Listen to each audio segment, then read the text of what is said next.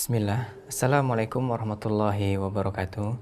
Kaum muslimin dan kaum muslimat, segenap pendengar Radio Insani 88 FM di Purbalingga dan sekitarnya, pendengar Radio Telaga Dakwah yang ada di Biren Aceh, pemirsa UFI TV dan juga segenap pemirsa Insan TV dimanapun Anda berada. Alhamdulillah pada kesempatan yang berbahagia ini kita dapat kembali bertemu untuk mempelajari agama Allah Subhanahu wa taala. Yang seperti biasa kita akan melanjutkan pembahasan pada pekan yang lalu, yaitu belajar sholat bagian yang ke-18. Pada kesempatan pagi hari ini kita memasuki bab bagian doa-doa ruku bagian yang kedua. Seperti biasa materi akan disampaikan oleh beliau Ustaz Abdul Zain MA Hafidhullah Ta'ala. Dan kaum muslimin dan kaum muslimat, kami nanti mengundang Anda semua untuk bersoal jawab. Baik untuk Anda segenap pemirsa dan juga pendengar, Anda dapat mengajukan pertanyaan melalui line telepon ke nomor 0822 27278500. Dan untuk Anda segenap pendengar Radio Insani, Anda dapat mengajukan pertanyaan melalui pesan singkat ke nomor 085 600 100 880. Baik kaum muslimin dan kaum muslimat, segera saja kita mulai sesi materi kajian pada kesempatan hari ini. Kepada Ustadz kami persilakan. Bismillahirrahmanirrahim. Assalamualaikum warahmatullahi wabarakatuh. Waalaikumsalam. Alhamdulillahi rabbil alamin, wa bihi nasta'inu ala umri dunya waddin. Wa sallallahu ala nabiyyina Muhammadin wa ala alihi wa sahbihi ajma'in. Amma ba'd.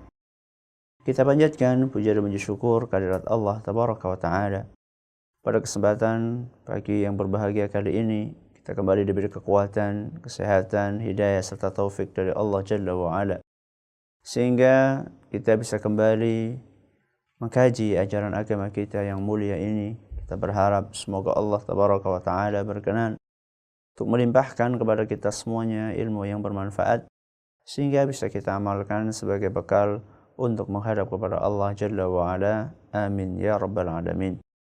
Salam dan salam semoga senantiasa tercurahkan kepada junjungan kita Nabi besar Muhammad sallallahu alaihi wa ala alihi wa sahbihi wasallam, kepada para sahabatnya, keluarganya dan umatnya yang setia mengikuti tuntunannya hingga di akhir nanti.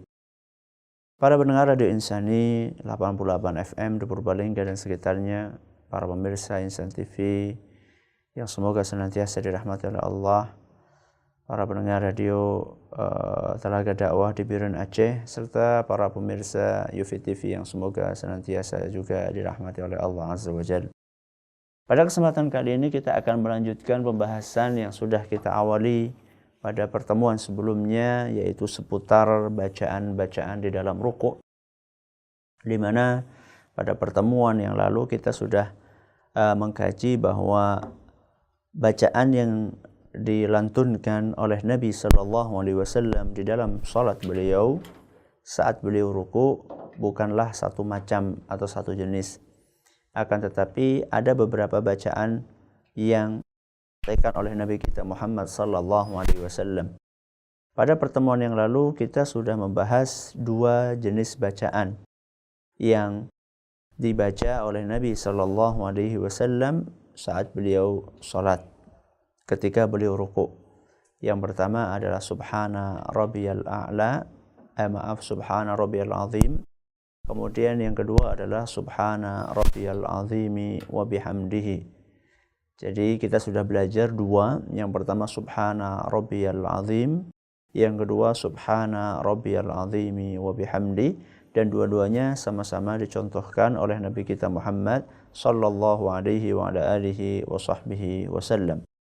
Pada kesempatan kali ini insyaallah kita akan melanjutkan pembahasan bacaan ruku' yang lainnya yang dicontohkan oleh Nabi sallallahu alaihi wasallam, dan insyaallah sekarang kita akan mengkaji bacaan yang ketiga dan bacaan yang keempat.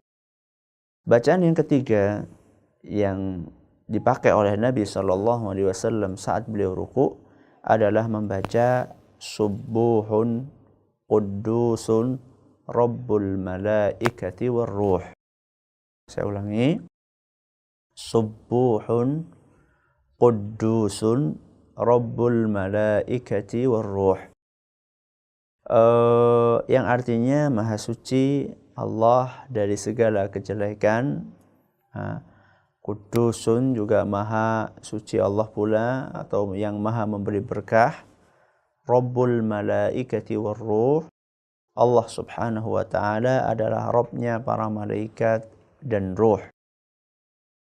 Hadis ini disebutkan di dalam Sahih Muslim, di mana Nabi kita sallallahu alaihi wasallam diceritakan oleh Aisyah radhiyallahu anha bahwa beliau sallallahu alaihi wasallam membaca bacaan ini di dalam ruku dan sujud beliau.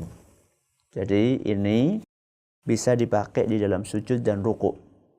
Saya ulangi, subuhun quddusun rabbul malaikati warruh. Ini bisa dibaca di saat ruku dan juga bisa dibaca di saat sujud. Sekarang kita akan mempelajari makna yang dikandung di dalam kalimat mulia ini, subuhun quddusun rabbul malaikati warruh. Subuh, kata para ulama, adalah yang terbebas, ya. Zat yang terbebas dari kekurangan. Subuh artinya adalah zat yang terbebas dari kekurangan. Subuh, ya. Kata Imam Nawawi rahimahullah, al-mubarra'u minan naqaisi wasyariki wa kulli ma la yaliqu bil alihiyyati. Kata Imam Nawawi, maksud dari subuh adalah zat yang terbebas dari kekurangan. Zat yang terbebas dari segala jenis kekurangan, dari sekutu dan segala yang tidak layak untuk Tuhan, ya. Segala yang tidak layak untuk Tuhan. Ini arti dari subuh. Subuh artinya, saya ulangi, zat yang terbebas dari kekurangan, ya, sekutu dan segala sesuatu yang tidak layak untuk Tuhan atau untuk sesembahan.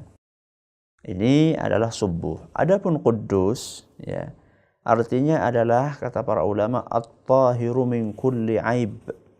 At-tahiru min kulli aib. Yang suci, ya, dari segala aib.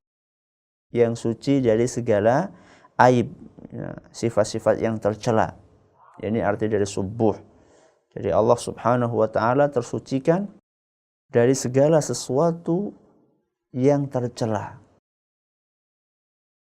Kemudian Rabbul Malaikati Warruh artinya adalah penguasa malaikat dan ruh. Ruh di sini para ulama mereka berbeda pendapat. Ada yang dimaksud, kata mereka, ada sebagian mereka mengatakan bahwa ruh yang dimaksud di sini adalah malaikat Jibril. Ruh yang dimaksud di sini adalah malaikat Jibril. Rabbul Malaikati Warruh artinya penguasanya malaikat dan juga malaikat Jibril. Walaupun Jibril itu adalah bagian dari malaikat, di sini disebutkan secara khusus karena untuk menunjukkan keistimewaannya malaikat Jibril. Bahwa Jibril lah malaikat yang paling istimewa, makanya disebutkan secara spesifik di sini. Ada yang mengatakan demikian, maksud dari ar-ruh adalah malaikat Jibril. Ada yang mengatakan pula bahwasanya dimaksud dengan ruh di sini adalah nyawa, ya, nyawanya manusia. Ya, Rabbul Malaikati Warruh, bahwa Allah Subhanahu wa taala pemilik dari malaikat, penguasa dari malaikat dan juga nyawa. Dan juga ada beberapa penafsiran yang lainnya, ada yang mengatakan bahwa ruh adalah sekelompok dari malaikat, dan masih ada penafsiran-penafsiran yang lainnya. Sekarang kita akan sedikit mengupas tentang subuhun quddusun, ya. Apa maksud dari Allah Subhanahu wa taala terbebas, tersucikan dari kekurangan dan sifat-sifat yang tercela?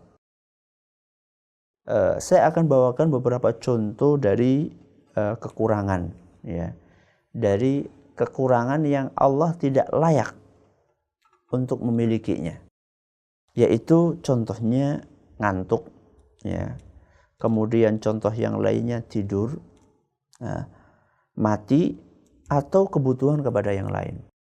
Jadi Allah Subhanahu wa taala adalah zat yang tidak pernah mengantuk, apalagi tidur, apalagi mati. Jadi Allah Subhanahu wa taala adalah zat yang maha hidup, gak pernah ngantuk, gak pernah tidur. Kemudian juga Allah Azza wa Jalla tidak akan pernah mati. Serta Allah Subhanahu wa ta'ala juga tidak membutuhkan yang lainnya. Jadi kalau manusia pasti dia membutuhkan yang lain. Nah, dan itu menunjukkan kekurangan dia. Kalau Allah Subhanahu wa ta'ala, karena Allah adalah zat yang maha sempurna, maka Allah tidak membutuhkan siapapun dia. Makanya di dalam surat Al-Baqarah ayat 255 atau yang biasa diistilahkan dengan ayat kursi, kita dapatkan Allah Azza wa Jalla menjelaskan Allahu la ilaha illa huwal hayyul qayyum. Ya. Allah tidak ada yang berhak disembah kecuali Dia. Al-Hayyu yang maha hidup. Nah, maha hidup di sini artinya Allah Subhanahu wa taala tidak akan pernah mati. Makanya di dalam hadis Nabi SAW disebutkan bahwa Allah Azza wa Jalla adalah al-awwalul ladzi laisa qablahu syai'un wal akhirul ladzi laisa ba'dahu syai'. Allah Subhanahu wa taala adalah yang awal dan yang akhir. Yang awal itu maksudnya adalah tidak ada yang mendahului Allah keberadaannya. Nah, al-awwalu al-akhiru, al-akhiru artinya lah yang terakhir, maksudnya adalah tidak ada lagi sesudah Allah Subhanahu wa taala, alias Allah itu tidak akan pernah mati. Makanya disini dikatakan Allahu la ilaha illa huwal hayyul qayyum. Allah Subhanahu wa taala maha hidup. Al-hayyu al-qayyum adalah yang selalu senantiasa mengurusi para hambanya. Kemudian apa kata Allah? La ta'khudhuhu sinatun wa la naum. Allah Subhanahu wa taala tidak pernah ngantuk dan tidak pernah tidur. Inilah kemahasempurnaan Allah Azza wa Jalla. Makanya ketika kita mengatakan subuhun, kudusun, kita artinya sedang mensucikan Allah, membebaskan Allah, menjauhkan Allah dari segala sesuatu yang sifatnya kekurangan. Ya. Allah itu nggak punya kekurangan. Allah itu hidup terus, nggak pernah ngantuk, nggak pernah tidur. Beda dengan manusia. Bisa Anda bayangkan kalau misalnya Allah itu ngantuk. Ya, ada orang misalnya seorang suami istrinya sedang melahirkan dan kesulitan melahirkan. Ya, sudah pembukaan sekian, ternyata bayinya belum keluar juga. Istri sudah kehabisan nafas untuk mengejan. Maka saat itu sang suami berdoa kepada Allah Subhanahu wa taala agar Allah Azza wa Jalla berkenan untuk memudahkan kelahiran dari putranya tersebut atau putrinya tersebut. Dia berdoa kepada Allah dengan bersungguh-sungguh. Dia menghibah, dia merintih, dia menangis. Ketika dia sedang puncak-puncaknya merintih seperti itu, tahu Allah ngantuk. Gimana coba? Atau Allah tidur? Bangunnya kapan? Bangunnya istrinya sudah kehabisan nafas, meninggal dunia. Allah Subhanahu wa taala nggak ada ngantuknya. Allah Subhanahu wa taala al-hayyu. Allah itu maha hidup. Kehidupan Allah itu sempurna. Tidak ada ngantuk di dalamnya, tidak ada tidur di dalamnya. Beda dengan kehidupannya manusia. Kalau manusia nggak ngantuk, teler dia. Nah, kalau manusia nggak bisa tidur, dia akan kesulitan. Makanya ada sebagian orang kalau mau tidur aja harus pakai obat. Nah, kalau pengen tidur harus pakai obat. Ya. Kalau Allah Subhanahu wa taala tidak akan pernah ngantuk, ya. Tidak akan pernah tidur Allah Subhanahu wa taala. Allah Azza wa Jalla itu maha sempurna. Allahu la ilaha illa huwal hayyul qayyum. Ya. Allah tidak punya kekurangan, Allah tidak ngantuk, Allah tidak tidur, ya. Allah tidak mati. Dan Allah juga di antara bentuk kesempurnaannya, Allah Subhanahu wa taala tidak butuh sama yang lainnya. Allah Azza wa Jalla berdiri sendiri. Makanya di sini dikatakan dalam surat Fatir ayat 15, Allah Azza wa Jalla berfirman, "Ya ayyuhan nas, antumul fuqara'u ilallah." Wahai para manusia, kalianlah yang butuh sama Allah. Kalianlah semua yang butuh sama Allah. Wallahu huwal ghaniyul hamid. Dan Allah adalah zat yang maha kaya, yang tidak butuh kepada siapa-siapa. Al-Hamid, yang maha terpuji. Jadi di sini Allah Azza wa Jalla menjelaskan bahwa dirinya itu tidak butuh sama yang lainnya. Karena kalau misalnya Allah subhanahu wa ta'ala butuh sama yang lainnya, berarti Allah subhanahu wa ta'ala punya kekurangan. Subuhun kudus. Allah subhanahu wa ta'ala terbebaskan dari segala jenis kekurangan. Allah itu gak punya kekurangan. Allah itu maha sempurna. Maka kita katakan subuhun kudus. Kita sucikan Allah subhanahu wa ta'ala dari segala jenis kekurangan. Ya. Entah itu bentuknya ngantuk, tidur, entah itu bentuknya mati, entah itu bentuknya lah butuh sama yang lain. Allah gak butuh sama sekali. Allah gak butuh bantuan dari manusia. Allah gak butuh bantuan dari malaikat. Allah subhanahu wa ta'ala tidak terpengaruh ketika para hambanya tidak taat kepadanya. Allah juga tidak kemudian bertambah kekuasaannya ketika para hambanya taat kepada dia. Allah subhanahu wa ta'ala tidak butuh kepada para makhluknya. Inilah di antara kekurangan-kekurangan yang harus kita jauhkan Allah darinya. Dan juga di antara makna dari subuhun kudus adalah kita berusaha mensucikan Allah dari segala sesuatu yang sifatnya aib. Ya. Segala sesuatu yang sifatnya tercela. Ini kita harus sucikan Allah darinya. Makanya dalam beberapa ayat Allah subhanahu wa ta'ala menjelaskan tentang dijauhkannya Allah dari sifat-sifat yang tercela. Contohnya di antara sifat yang tercela adalah kezaliman. Jadi Allah subhanahu wa ta'ala tidak zalim. Di antara contoh aib yang lainnya atau sifat buruk yang lainnya yang Allah subhanahu wa ta'ala terjauhkan adalah sikap atau sifat pelit. Ya. Adalah sifat pelit. Allah subhanahu wa ta'ala dalam surat Fussilat ayat 46 Allah berfirman wa ma rabbuka bidzallamin lil abid. Dan Rabbmu yaitu Allah itu sama sekali tidak menzalimi hamba-hambanya. Jadi ketika kita ucapkan subuhun, kudusun, kita sedang berusaha untuk membersihkan keyakinan-keyakinan yang jelek. Ya. Kita berusaha untuk membersihkan hati kita dari prasangka-prasangka yang buruk kepada Allah. Bahwa Allah itu tidak pernah berbuat zalim. Makanya ucapan-ucapan seperti ini, kalimat-kalimat subuhun kudusun, kalau misalnya kita baca, kemudian kita fahami artinya, maka dengan izin Allah subhanahu wa ta'ala, kalimat-kalimat tersebut akan memperbaiki perilaku kehidupan kita. Contoh yang paling gampang sekarang misalnya adalah kenaikan BBM. Ya. Kenaikan BBM banyak orang yang ya jelas ini jelas memberatkan. Ya. Itu kita tidak ragu bahwa ini memberatkan. Kemudian juga akan mengerek naiknya barang-barang pokok yang lainnya. Ya. Akan semakin banyak mengeluarkan uang. Ya. Transportasi kita dan lain sebagainya untuk makan kita. Nah, ketika orang dalam suasana seperti ini, suasana kalut naiknya BBM sehingga beberapa saat sebelum pengumuman kenaikan itu pom bensin itu penuh, ya. Mereka berusaha untuk mengumpulkan sebanyak-banyaknya BBM, ya, berupa bensin atau yang lainnya solar. Untuk persiapan sekian lama. Nah, ketika orang sedang dalam keadaan panik seperti itu, ada yang kemudian melayangkan protesnya dengan membakar ban, menutup SPBU dan sebagainya.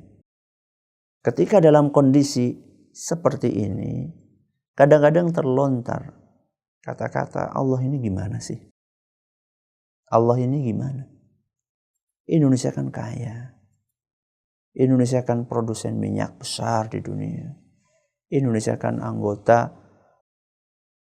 APEC atau apa itu yang kumpulan negara-negara penghasil minyak. Ya. Gimana sih kok minyak di negeri kita mahal? Allah ini gimana sih? Jadi ada sebagian orang ketika mendapatkan ujian seperti itu, dia akan menyalahkan dalam tanda kutip Allah subhanahu wa ta'ala. Allah ini enggak adil. Allah ini zalim. Na'udzubillahi min dzalik. Coba lihat negara lain. yang juga sama-sama produsen minyak. Di Arab Saudi misalnya, minyak sampai sekarang harganya masih setengah real kalau nggak salah itu. Beberapa tahun yang lalu ketika kami atau tahun kemarin ketika kami menunaikan ibadah haji di Saudi, di Arab Saudi minyaknya masih setengah real ya 1.500. Kayak air mineral di negeri kita. Dari dulu segitu-gitu, ya, 1.500. Allah gimana sih? Saudi sama Indonesia kan sama-sama buminya Allah. Kenapa di sini mahal, di sana murah? Allah ini gak adil. Nauzubillah min dzalik. Hati-hati. Allah subhanahu wa ta'ala tidak akan pernah menzalimi para hambanya. Subuhun kudus. Allah itu maha suci. Allah itu gak punya kekurangan. Allah itu gak punya aib. Allah itu gak punya sifat jelek. Allah itu sayang para hambanya. Ada yang mengatakan kalau memang Allah sayang, kenapa di sana harganya 1.500, di sini harganya berapa? 8.500 ya. Itu kan berapa kali lipat 1.500 sama 8.500. Saya katakan Allah itu tidak akan pernah menzalimi para hambanya. Ketika Allah subhanahu wa ta'ala menimpakan ujian seperti itu, maka pasti di balik ini ada hikmah yang ingin Allah subhanahu wa ta'ala jelaskan kepada para hambanya. Makanya di dalam Al-Quran Allah menegaskan وَمَا أَصَابَكُم مِّن مُّصِيبَةٍ فَبِمَا كَسَبَتْ أَيْدِيكُمْ. Apapun musibah yang menimpa kalian itu adalah akibat dari ulah tangan kalian sendiri. Jadi daripada kita itu suudzon sama Allah, daripada kita itu katakan Allah zalim, naudzubillah min dzalik dan seterusnya, mendingan kita introspeksi diri. Kenapa kok di kita mahal banget, di sana murah? Seharusnya kan kita berpikir, apa yang menyebabkan seperti ini? Ujian yang Allah timpakan kepada kita itu pasti ada sumbernya. Mungkin kita tidak menjalankan ajaran Islam yang dengan benar. Ya. Sedangkan di negara tersebut mereka menerapkan syariat Islam. Ya.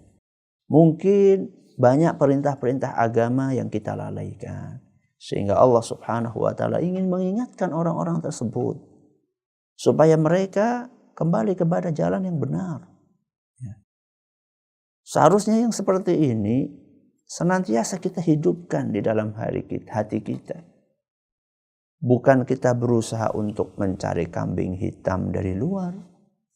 Ya, karena bisa jadi kambing hitamnya maaf kita sendiri. Itu lebih bijak. Ya. Ketika kita bakar-bakar ban, apa menyelesaikan masalah?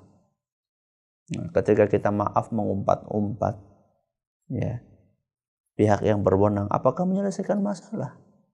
Sebaiknya justru kita introspeksi diri, apa dosa yang saya lakukan? Kenapa Allah subhanahu wa ta'ala menguji dengan ujian seperti ini? Ini solusi yang lebih real. Ya. Kita introspeksi diri.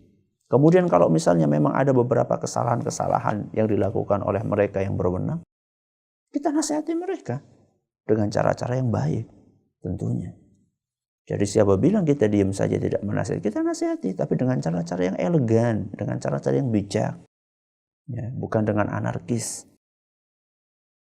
Subuhun kudus. Allah itu maha suci dari segala macam kekurangan. Dari segala aib. Nah, dan di antara aib yang kita harus jauhkan Allah subhanahu wa ta'ala darinya adalah sifat pelit. Sifat pelit. Makanya dalam surat Al-Maidah ayat 64 Allah menceritakan perilaku jeleknya orang Yahudi. Kata Allah, wa qalatil yahudu yadullahi maghlulah. Orang-orang Yahudi mereka mengatakan bahwa tangan Allah itu terbelenggu. Maksudnya di sinilah mereka mengatakan bahwa Allah ini pelit.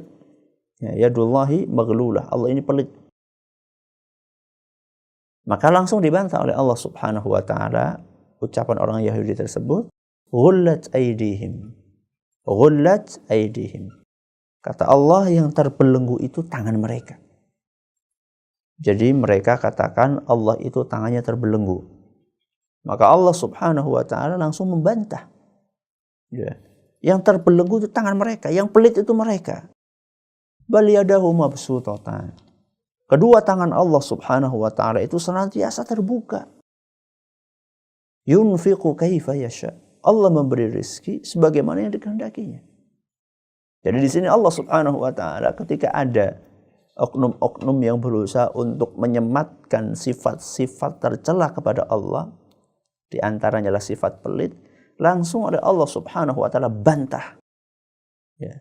Bal yadahu mabsutatan. Tangan Allah Subhanahu wa taala terbuka lebar.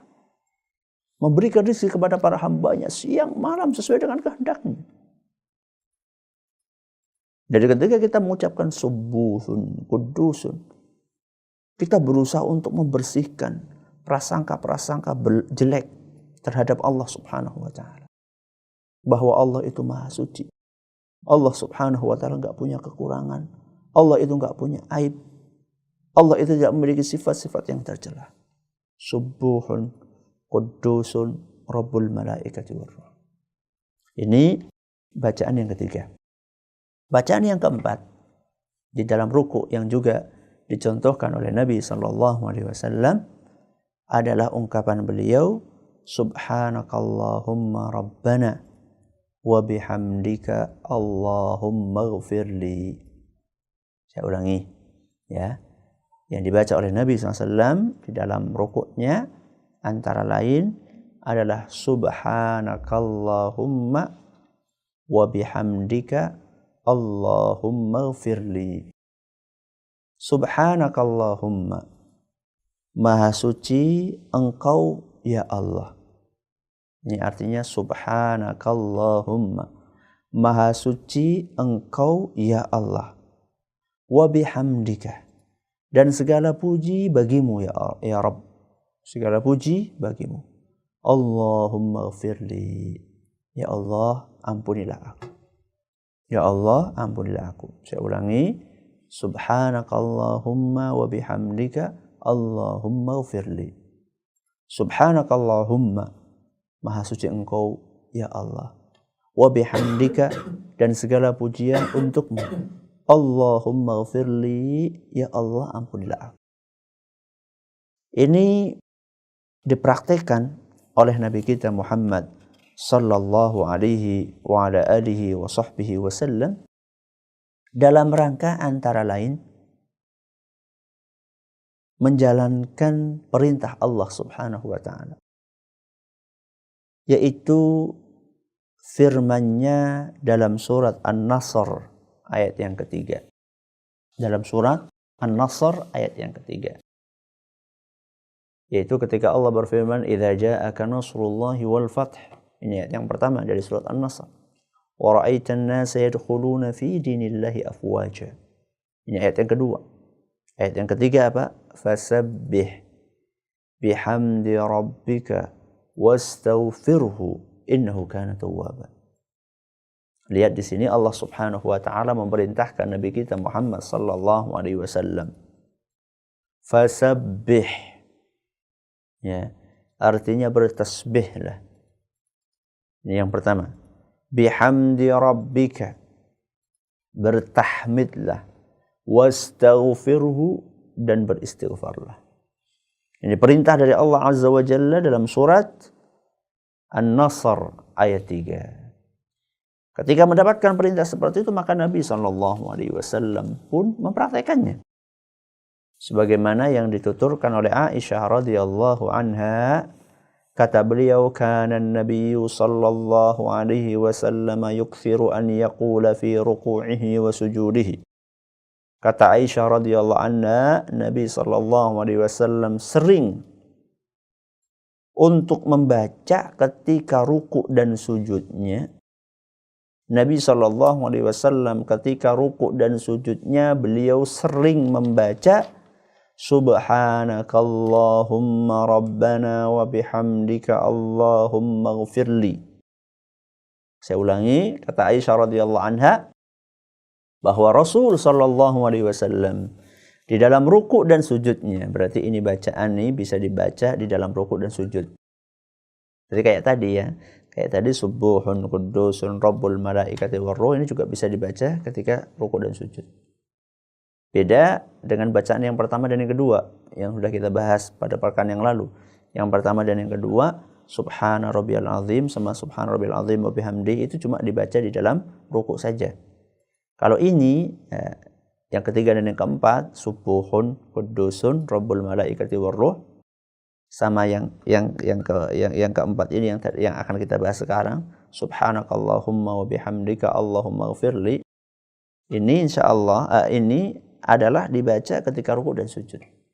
Maka kata Aisyah radhiyallahu anha bahwasanya Nabi SAW ketika ruku dan sujudnya beliau banyak atau sering membaca subhanakallahumma rabbana wa bihamdika allahumma ighfirli. Kenapa? Kata Aisyah radhiyallahu anha yata'awwadul Qur'an. Bahwa Nabi SAW sedang berusaha mengamalkan Al-Quran. Nabi SAW sedang berusaha mengamalkan Al-Quran.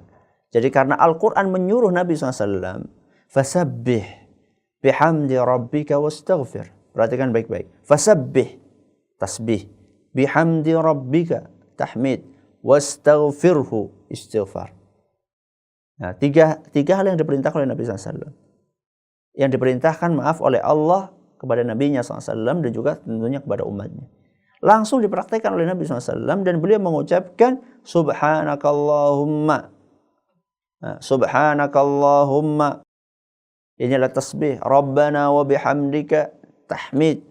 Allahumma ighfirli, istighfar. Ya.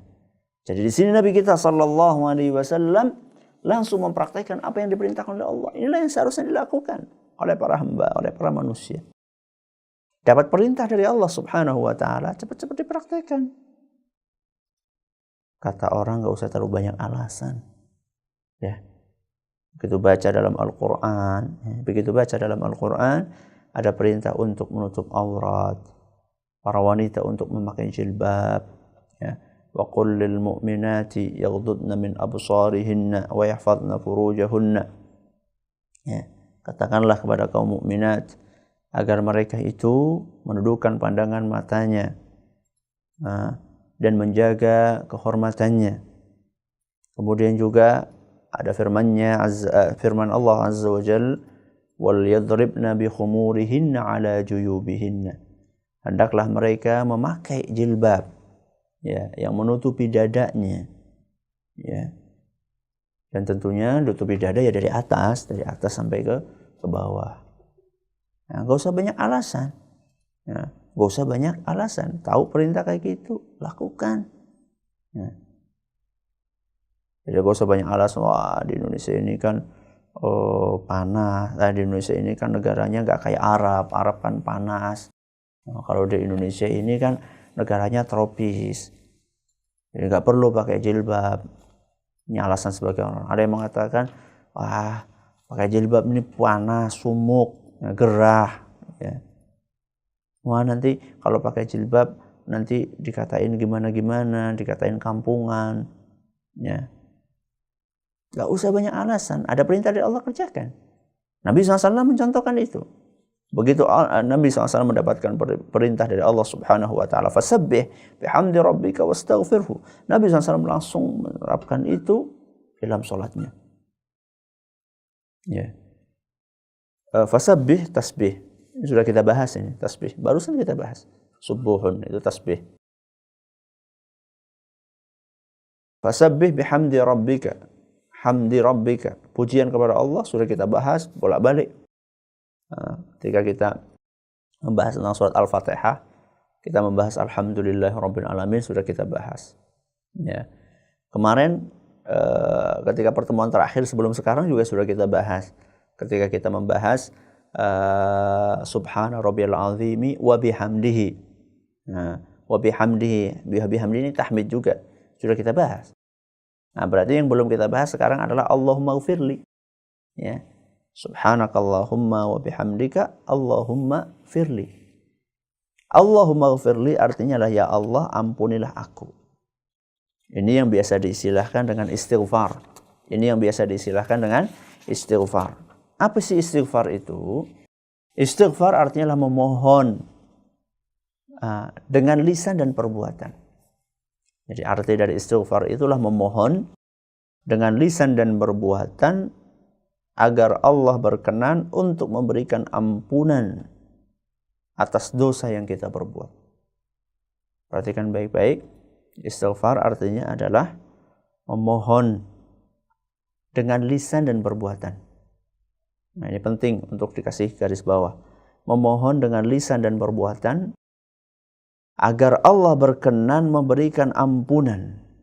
Agar Allah berkenan untuk memberikan ampunan atas dosa yang kita perbuat, serta melindungi kita dari efek buruk dosa tersebut. Ini makna dari istighfar. Jadi ketika kita mengucapkan Allahumma ghafirli, artinya adalah ya Allah, ampunilah aku. Ampunilah dosa-dosaku. Dan lindungilah aku dari efek negatif dari dosa-dosa yang aku lakukan. Kalau kita perhatikan definisi tadi, ya, memohon kepada Allah dengan lisan dan perbuatan. Ini menunjukkan bahwasanya yang namanya istighfar itu enggak cuma dengan lisan. Istighfar dengan perbuatan itu kayak apa, Ustaz? Kalau istighfar dengan lisan kita paham, Ustaz. Istighfar dengan lisan kita tinggal mengucapkan astaghfirullah dengan lisan kita. Atau kita ucapkan Allahumma ghafirli. Nah, ya Allah ampunilah aku. Astaghfirullah, aku mohon ampun kepada Allah. Itu istighfar dengan lisan kita paham, Ustaz. Nah, istighfar dengan anggota dengan perbuatan itu kayak apa, Ustaz?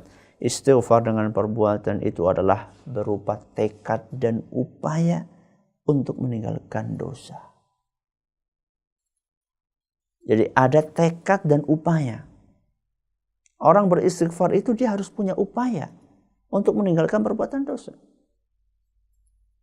Nah, bukannya dia ada cewek cakep lewat, kemudian dia astagfirullah, matanya sambil melotot.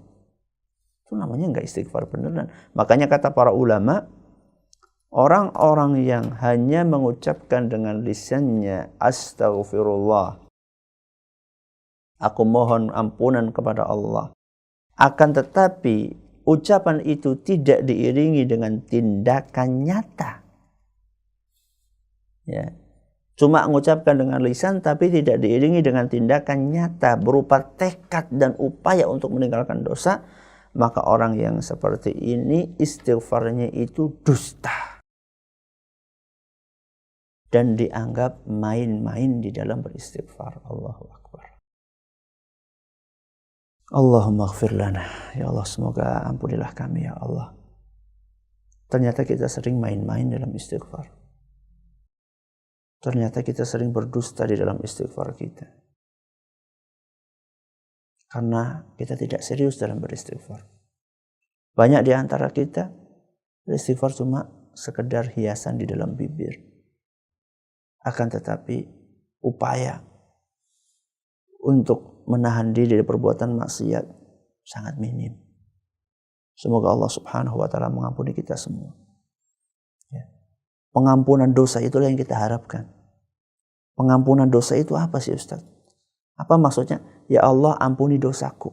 Apa sih maksudnya? Ya Allah ampuni. Ampuni itu maksudnya apa?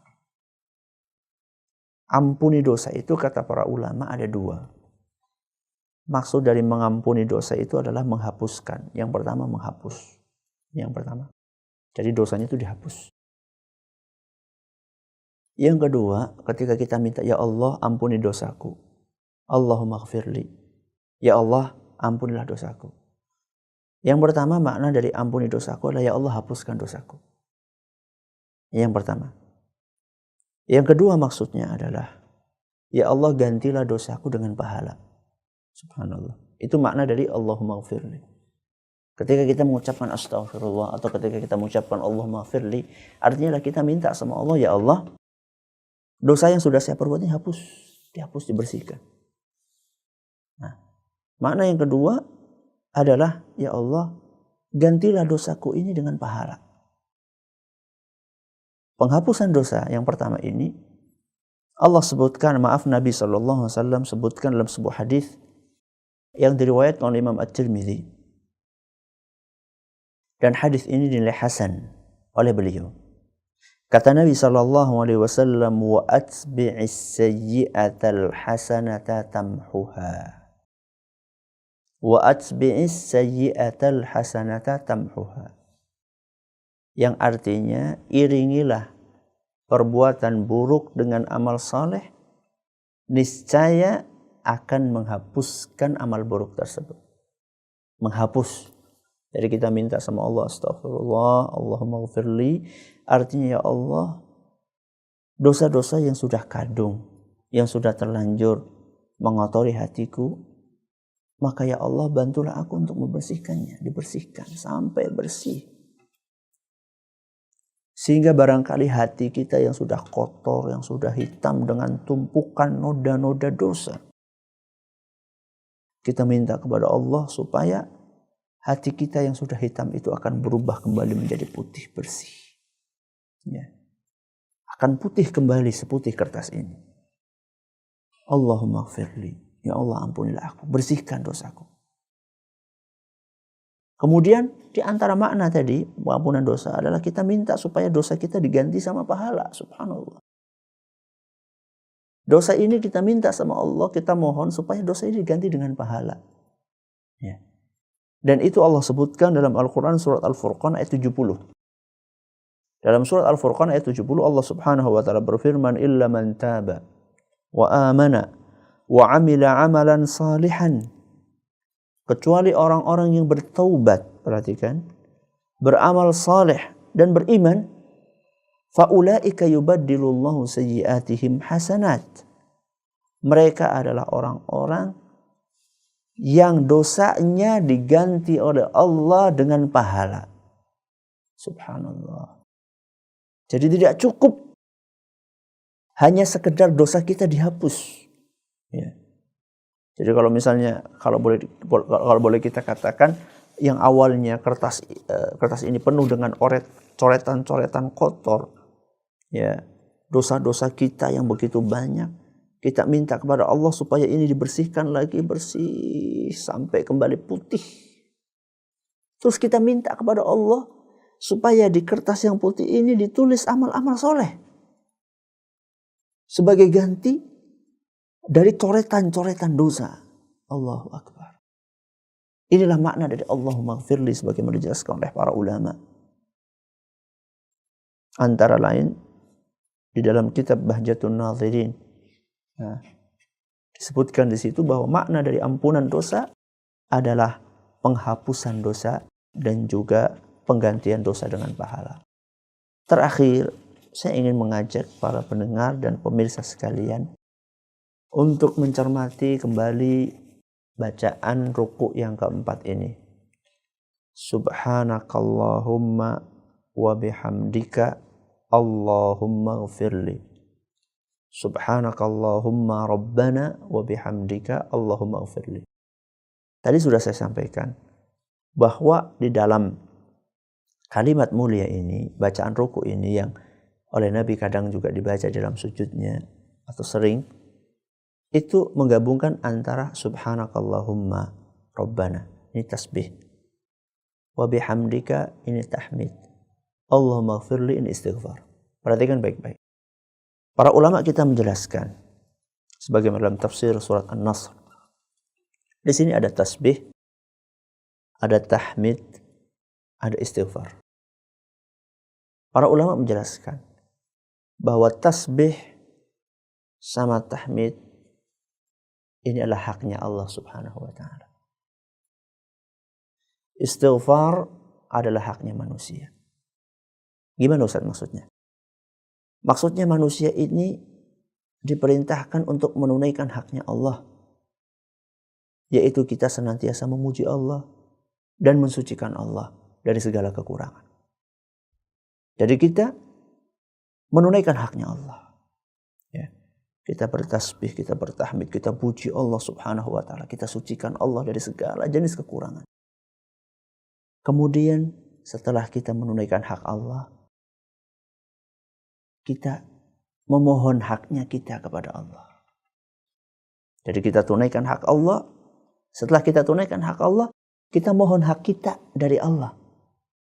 Apa hak kita? Ampunan dari Allah Azza wa Jalla. Jadi di sini subhanallah, bagaimana ajaran Islam itu mengajarkan kepada kita balance, ya. Mengajarkan kepada kita sikap proporsional. Banyak di antara para manusia cuma nuntut haknya dari Allah, tapi dia tidak menunaikan haknya Allah Subhanahu wa taala. Ini kalau boleh kita katakan wailun lil mutaffifin. Celakalah orang-orang yang curang. Ya. Mintanya cuma minta aja haknya dia, tapi dia ketunaikan hak Allah. Kita pengen rezeki dari Allah yang banyak, tapi kita jarang bersyukur sama Allah Subhanahu wa taala. Bacaan Quran kita itu cuma sisa-sisa tok. Ya. Jadi waktu kita untuk baca Quran itu lebih banyak merupakan sisa. Jadi sisa Facebookan, sisa Twitteran, sisa WA-an, siswa BBM-an, sisa, ya. Jadi waktunya udah sisa ini semuanya baca Quran. Makanya kalau kita perhatikan subhanallah, antara kita baca Quran sama kita buka Facebook, buka Twitter, buka WA, buka apa lagi tuh, buka Telegram, buka BB, apalagi tuh, buka koran. Coba lihat, antara waktu yang kita gunakan untuk buka ini semuanya nih sama waktu yang kita gunakan untuk buka Al-Quran, mana yang dominan? Allahumma firli, Allahumma firlana, ya Allah ampunilah kami. Jadi ini memberikan pelajaran kepada kita. Subhanakallahumma wa bihamdika rabbana, subhanakallahumma rabbana wa bihamdika Allahumma firli. Tasbih, kemudian tahmid, kemudian istighfar. Mengajarkan kepada kita agar kita proporsional. Kita tunaikan hak Allah. Setelah kita tunaikan hak Allah, silahkan kita minta hak kita dari Allah Subhanahu wa taala. Kalau Allah berkenan, kita bersyukur kepadanya. Kalau Allah belum juga berkenan, maka mari kita cek diri kita. Mungkin memang haknya Allah belum maksimal kita tunaikan. Allah itu gak pernah akan menzalimi para hambanya. Semoga apa yang kami sampaikan pada kesempatan kali ini bermanfaat. Dan pembahasan tentang bacaan rukuk masih akan terus berlanjut pada pertemuan-pertemuan berikutnya. Semoga bermanfaat. Wallahu a'lam bishawab. Silahkan kalau ada pertanyaan. Baik, demikian kaum muslimin dan kaum muslimat, segenap pendengar dan juga pemirsa dimanapun Anda berada, telah kita simak bersama sesi materi kajian pada kesempatan yang berbahagia ini, terkhusus membahas masalah doa-doa pada ruku. Selanjutnya kami akan mengundang Anda semua untuk bersoal jawab dengan Ustaz Abdul Zen terkait dengan materi yang telah beliau sampaikan. Untuk Anda, segenap pendengar dan juga pemirsa, Anda dapat mengajukan pertanyaan melalui line telepon ke nomor 0822 2727 8500. Kami ulangi sekali lagi ke nomor 0822 2727 8500. Dan untuk Anda segenap pendengar Radio Insani, Anda dapat mengajukan pertanyaan ke pesan singkat melalui nomor 085 600 100 880. Baik Ustadz, pertanyaan pertama kami bacakan dari pesan singkat. Datang dari saudara atau saudari Sarpin yang ada di Sumbang. Assalamualaikum Ustadz, Ana mau bertanya, ketika kita sholat menjadi makmum, bacaan tahiyatnya belum selesai, kemudian imam sudah salam, apakah kita ikut salam atau menyelesaikan bacaan terlebih dahulu? Ustaz, silakan. Untuk saudara Sarpin yang ada di Sumbang, ini kayaknya pernah ditanyakan di program Tanya Ustadz di Radio Insani beberapa saat yang lalu. Kalau misalnya makmum belum selesai membaca tahiyat, imamnya udah salam, bagaimana? Di sini ada perbedaan pendapat di antara para ulama, ya. Ada perbedaan pendapat di antara para ulama. Ada yang mengatakan di antara para ulama, ya sudah, ikut saja imamnya, karena imamnya itu memang ada di depan supaya diikuti. Makanya Nabi SAW mengatakan, wa idza kabbaru fakabbiru. Kalau imamnya sudah takbir, segala bertakbir. Wa idza raka'a farka'u. Kalau imamnya rukuk, maka rukuklah. Ada sebagian ulama mengatakan seperti ini. Ada sebagian ulama yang lain mengatakan selesaikan dulu. Nah, selesaikan dulu barang sebentar, ya, baru kemudian salam. Kalau memang bacaannya tinggal nggak terlalu panjang, ya misalnya, kemudian tinggal misalnya membaca sholawat, maka sebaiknya diselesaikan dulu, kemudian baru ikut salam. Tapi diusahakan jangan terlalu lama. Diusahakan jangan terlalu lama jedanya antara salam Anda dengan salamnya imam. Wallahu a'lam bishawab. Baik, demikian Saudara Syarpin jawaban yang telah disampaikan oleh Ustadz. Pertanyaan selanjutnya kami coba angkat melalui line telepon yang telah masuk. Halo, Assalamualaikum. Waalaikumsalam. Ya, waalaikumsalam warahmatullahi wabarakatuh. Dengan siapa di mana Bapak? Halo, Iya, dengan siapa di mana Bapak? Pak Nasrul di Bukit Tinggi. Pak Nasrul di Bukit Tinggi. Mohon maaf Pak, suaranya dikeraskan sedikit Pak ya. Ya, silakan Pak. Mau tanya nih Ustaz. Silakan. Di Wadakian di buku kan masalah sutra nih Pak. Iya. Sutra itu kan untuk membatasi awak sembahyang kalau tidak pakai sutra salat batal kan gitu. Iya. Jadi sutra itu ditengok di usaji yang biasa di kampung di Bukit Tinggi ke tidak ada udah Pak. Itu untuk penjelasannya Pak. Iya. Iya. Ya. Untuk Pak Nasrul yang ada Bukit Tinggi pembahasan tentang masalah sutra, ya. Pertama mungkin banyak di antara para pendengar atau para pemirsa yang mungkin baru mendengar istilah sutra. Sutra itu kalau boleh dikatakan itu adalah terjemahan bebasnya adalah pembatas, ya. Pembatas yang diletakkan atau pembatas yang berada di depan orang yang sedang sholat. Sutra ini misal contohnya nih ya, kayak misalnya tembok misalnya. Kayak contohnya adalah tembok yang ada di hadapan kita atau tiang, ya, atau pada zaman dahulu kala ketika orang sedang bepergian di tengah padang pasir, misalnya tongkat, ya, misalnya apa? Misalnya tongkat ditancapkan di tanah, ya. Atau mungkin juga bisa juga orang yang sholat di hadapan kita, bisa juga mungkin orang yang sholat di hadapan kita itu juga termasuk bisa juga dijadikan sebagai sutra, bisa juga dijadikan sebagai sutra. Maka hukumnya, ya, hukum sutra ini memang ada perbedaan pendapat di antara para ulama. Ada yang mengatakan wajib, ya, ada yang mengatakan wajib, ada yang mengatakan sunnah, ada yang mengatakan wajib, ada yang mengatakan sunnah. Walaupun ada yang mengatakan sunnah, kalau bisa memang dipraktekkan alias diterapkan di dalam kehidupan kita sehari-hari dalam sholat kita. Karena Nabi SAW pun beliau mengajarkan kepada kita supaya kita menyediakan atau sholat menghadap kepada sutra, supaya sholat menghadap kepada sutra. Agar apa? Agar sholat kita, kata para ulama, lebih khusyuk, sehingga pandangan kita itu tidak kemana-mana, ya. Jadi misalnya ya, kalau misalnya orang sholat di hadapannya ada sesuatu yang tinggi kayak gini, maka pandangannya pun akan nunduk, ya, tidak melebihi dari sutra tersebut. Beda ketika orang sholat misalnya nih, sholat di belakang, lagi sholat sunnah di belakang, masjid bagian belakang. Antara dia sama temboknya masjid itu ada sekitar 10-20 meter. Itu yang seperti itu dia akan sulit untuk menundukkan matanya, apalagi orang-orang pada seliwar-seliwar di depan dia. Jadi sebenarnya di antara hikmah disyariatkannya sutra itulah membantu seorang hamba untuk bisa khusyuk di dalam sholatnya. Maka tidak selayaknya hal itu diabaikan. Walaupun demikian, akan tetapi kita tentu perlu lebih bijak lagi untuk menyampaikan hal ini kepada masyarakat, karena kenyataannya masih banyak sekali di antara masyarakat yang mereka belum paham, ya, yang mereka belum paham tentang syariat sutra ini, Oleh karena itu maka kita harus lebih bijak lagi, ya. Kita harus lebih bijak untuk menjelaskan hal ini kepada masyarakat dengan bahasa yang lembut, ya, supaya tidak menyinggung perasaan mereka.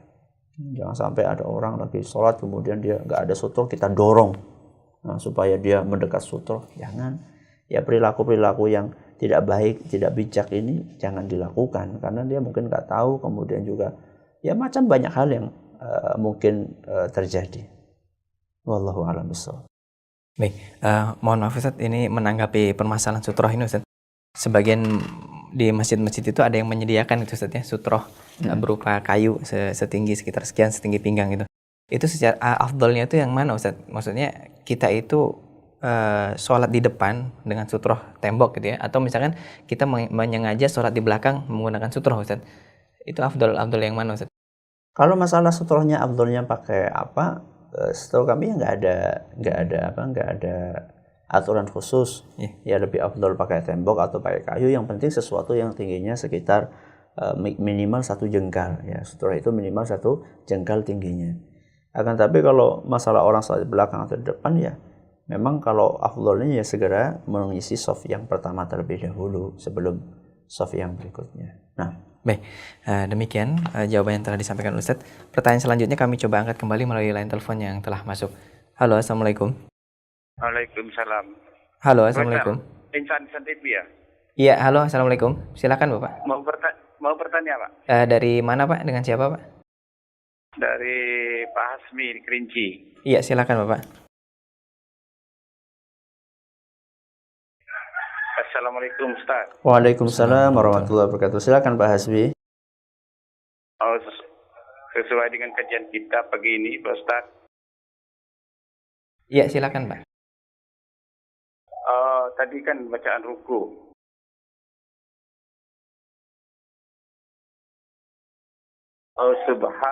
Subhanaka Allahumma rabbana wa bihamdika Allahumma ighfirli.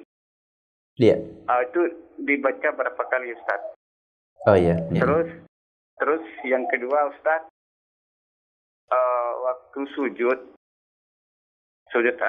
atiyat akhir sebelum salam kita kan dianjurkan baca doa sesudah fil alamin hamidul majid. Itu doa apa yang lebih baik Ustaz? Ya. Bacakan. Ya, baik. Baik, ya. Terima kasih Ustaz. Assalamualaikum warahmatullahi wabarakatuh. Waalaikumsalam warahmatullahi wabarakatuh. Untuk Bapak Hasbi yang ada di Kerinci, bacaan subhanakallahumma wa bihamdika Allahumma ghafirli, di situ riwayat yang saya baca itu tidak disebutkan berapa kalinya. Ya. Termasuk juga subuhun qudusun rabbul malaikati warruh.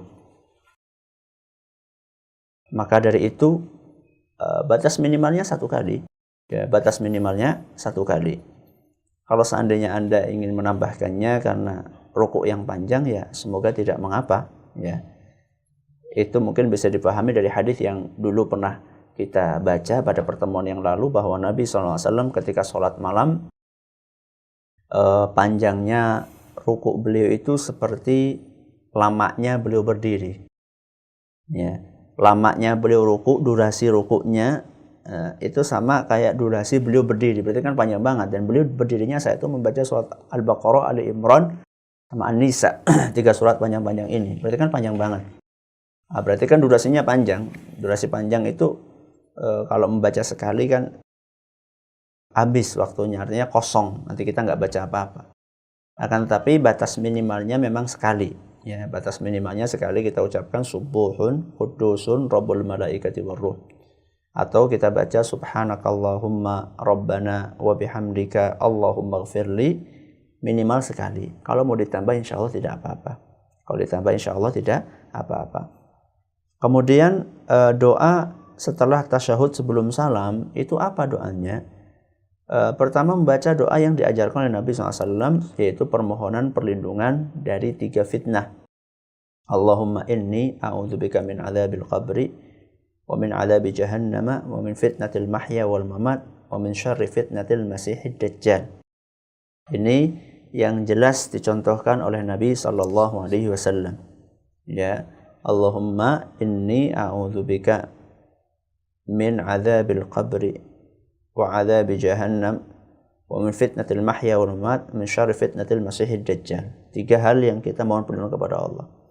Juga di antara doa yang diajarkan di situ adalah Allahumma a'inni ala dzikrika wa syukrika wa husni ibadatik. Ya Allah, bantulah aku agar senantiasa bisa berzikir kepadamu dan bersyukur kepadamu serta beribadah dengan baik kepadamu. Nah, setelah doa yang diajarkan oleh Nabi SAW dua ini, maka setelah itu Anda mau berdoa yang lainnya tidak apa-apa insya Allah. Lebih baik memilih doa-doa yang ada dalam Al-Quran atau hadis Nabi SAW. Ketika imam salam, maka segeralah ikut salam beserta imam. Ya, kalau Anda sebagai imam, maka ya jangan terlalu lama. Kasihan makmumnya, mungkin ada yang ada urusan atau ada yang usianya tidak memungkinkan atau ada yang sakit. Kalau Anda pengen berlama-lama, silahkan ketika Anda sedang sholat sendirian, Anda perbanyak doa-doa tersebut. Kalau ingin menambah, selain dua doa yang tadi dicontohkan oleh Nabi kita Muhammad Sallallahu Alaihi Wasallam. Wallahu a'lam. Ya. Baik, demikian Bapak Hasbi yang ada di Kerinci. Pertanyaan selanjutnya akan kami bacakan dari pesan singkat. Datang dari Saudara Wanto yang ada di Kota Yasa. Beliau bertanya, Assalamualaikum Ustadz. Waalaikumsalam. Doa ruku yang manakah yang paling sering dibaca oleh Rasulullah Ustadz? Silakan. Doa ruku manakah yang paling sering dibaca oleh Rasulullah SAW untuk Saudara Wanto di Kota Yasa? Wallahu a'lam, kami belum menemukan keterangan tentang itu. Yang jelas alangkah bagusnya kalau misalnya kita menghafal semuanya sehingga kita bisa baca semuanya dalam beberapa jenis sholat. Maksudnya kadang kita pakai ini, kadang kita pakai ini, kadang pakai ini, supaya lebih maksimal kita itu untuk mempraktikkan hadis Nabi SAW. Makanya perhatikan baik-baik. Ini kaidahnya ya. Kalau misalnya ada 5 amalan yang diajarkan oleh Rasulullah SAW, antara orang yang mengamalkan 1 dari 5 sama orang yang mengamalkan 5-5-nya, pahalanya besar siapa? Tentu ya jelas lebih besar orang yang mengamalkan 5-5-nya.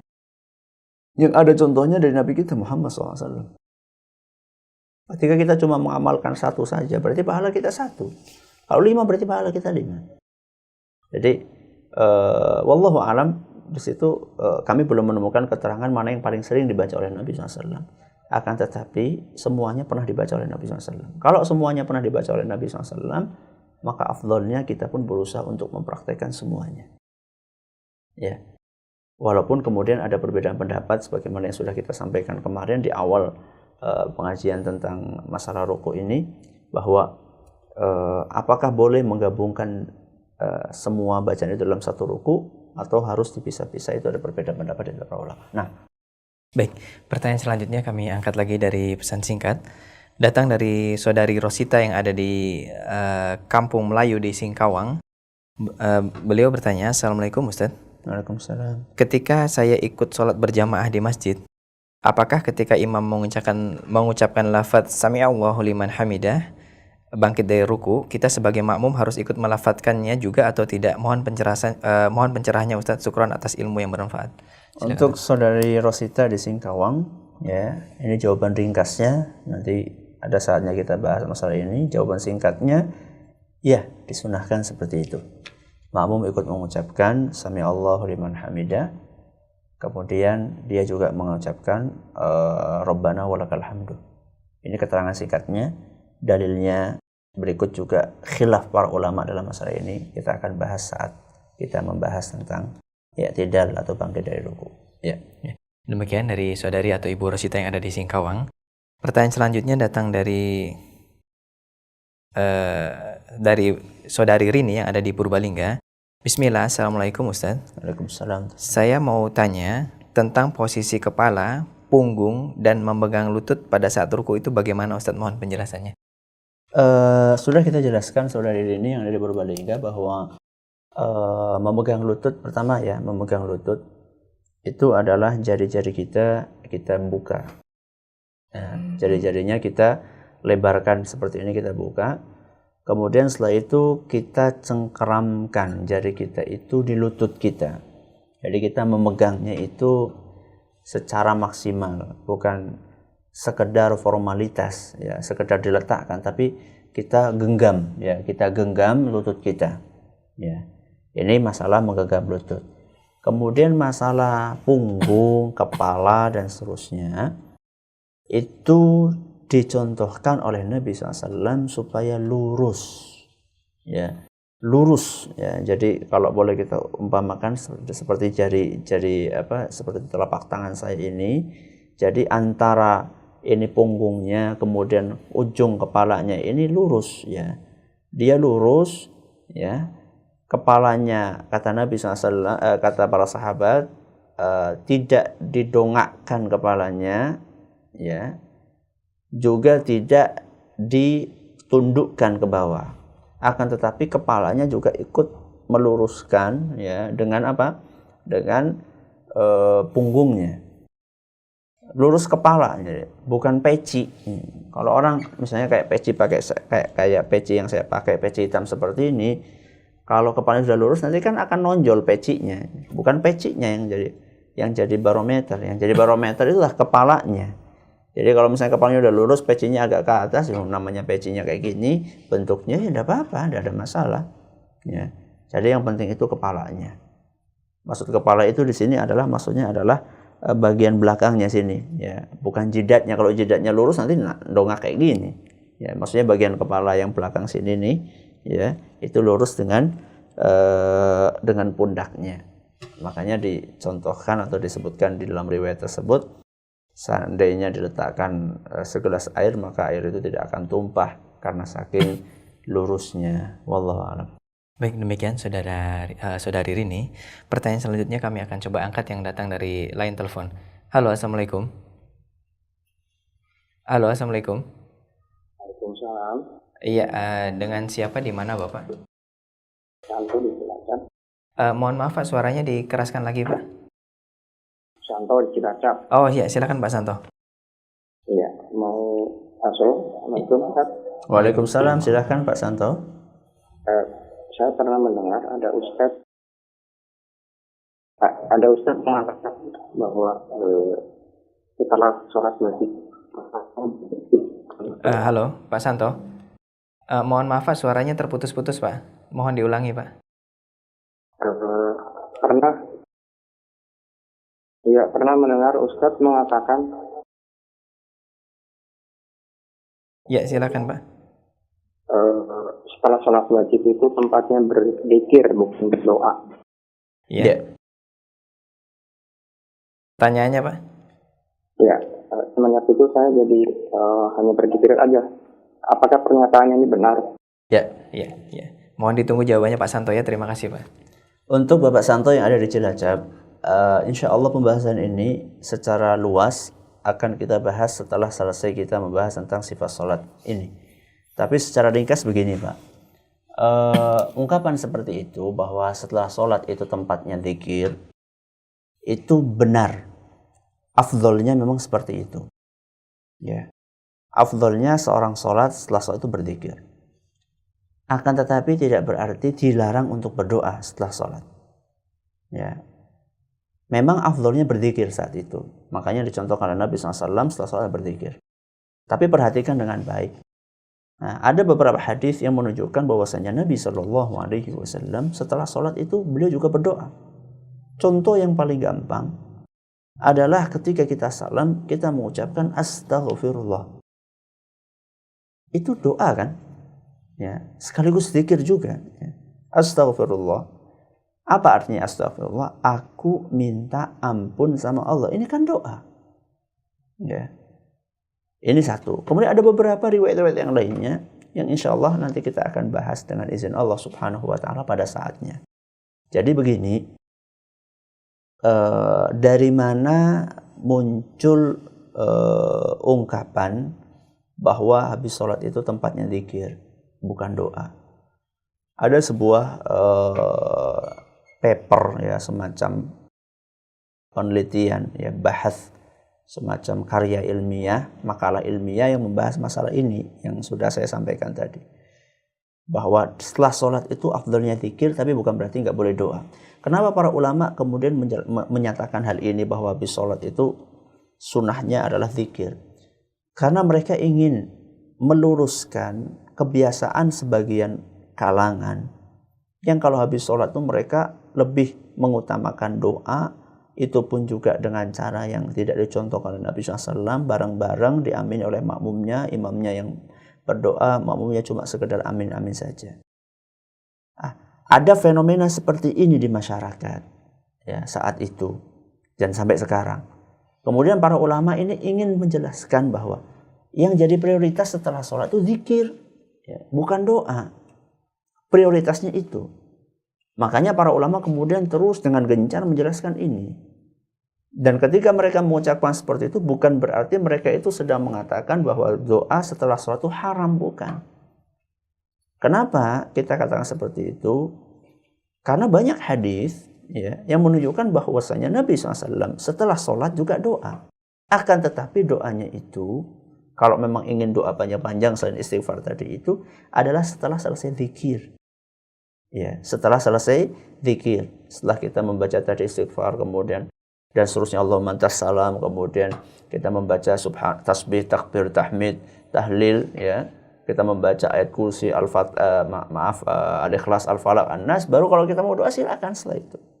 Cuman memang tidak usah dipimpin, ya, doanya sendiri-sendiri, karena itulah yang dicontohkan oleh Nabi kita Muhammad SAW. Afdol mana Ustaz doa setelah sholat sama di dalam sholat? Nah, ini pembahasan lain. Para ulama mengatakan doa di dalam sholat lebih afdol dibandingkan doa setelah sholat. Kenapa Ustaz? Karena di dalam sholat kita sedang bermunajat kepada Allah. Kita lagi dekat banget sama Allah. Ibarat kita salam, selesai salam, assalamualaikum, assalamualaikum, itu kita sudah menyelesaikan munajat kita. Nah, kalau pas kita lagi munajat, seharusnya kita manfaatkan waktu itu untuk berdoa kepada Allah. Jangan ketika munajat kita diem aja nggak minta, setelah munajat baru kita minta. Jadi gini intinya Bapak Santo yang ada di Cilacap, bahwa afdolnya setelah sholat zikir. Kalau mau doa boleh. Nah, kalau mau doa boleh, akan tapi tidak dipimpin, ya, doanya sendiri-sendiri. Kemudian doa di dalam sholat lebih afdal dibandingkan doa sudah sholat. Wallahu a'lam bishawab. Ya, pertanyaan dari Pak Santo tadi mengakhiri sesi kita ya Ustaz. Mungkin ada sedikit kesimpulan ringkas Ustaz. Kesimpulannya bahwa doa yang diajarkan oleh Nabi SAW dalam rukuk itu bermacam-macam. Kita sudah bahas 1 dan 2 pada pertemuan yang lalu. Pada pertemuan ini kita membahas yang ketiga dan yang keempat. Yang ketiga adalah membaca Subuhun Qudusun Rabbul Malaikati Warruh. Sedangkan yang keempat adalah Subhanakallahumma Rabbana wa bihamdika Allahumma gfirli, dan dua-duanya bisa dibaca di dalam rukuk dan sujud. Wallahu a'lam bishawab. Ya baik, terima kasih Ustadz jazakallahu khairan atas materi dan juga jawaban-jawaban yang telah antum sampaikan. Demikian kaum muslimin dan kaum muslimat segenap pendengar dan juga pemirsa dimanapun Anda berada, telah kita simak bersama seluruh rangkaian materi kajian pada kesempatan yang berbahagia ini. Semoga apa yang telah disampaikan oleh Ustadz bisa menambah ilmu kita dan juga sempurnanya ibadah kita kepada Allah Subhanahu wa taala. Kami ucapkan terima kasih jazakallahu khairan kepada Anda semua atas kerendahan hati Anda menyimak, mendengarkan dan juga menyaksikan kajian kami pada kesempatan hari ini. Dan tak lupa kami ucapkan permohonan maaf yang sebesar-besarnya karena banyak pertanyaan melalui pesan singkat yang belum sempat kami bacakan. Demikian kaum muslimin dan kaum muslimat, kami segenap kru yang bertugas dari studio Radio Insani 88 FM di Purbalingga mengucapkan undur diri. Wassalamualaikum warahmatullahi wabarakatuh. Waalaikumsalam.